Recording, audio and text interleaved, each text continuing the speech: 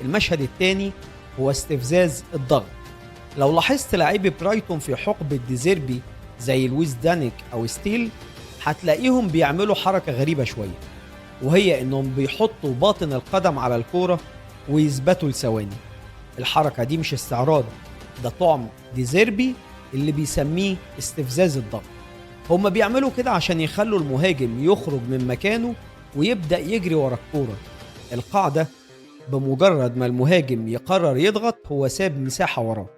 المساحة دي هي اللي برايتون كان بيبني فيها اللعب.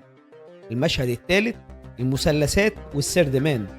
هنا بيجي دور الهندسة الفراغية.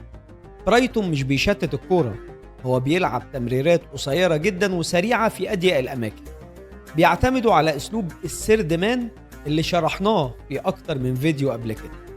المخاطرة هنا هي إن أي غلطة في التمرير معناها هدف في مرماه، وده اللي ديزيربي كان بيقبله كضريبة للمتعة والسيطرة.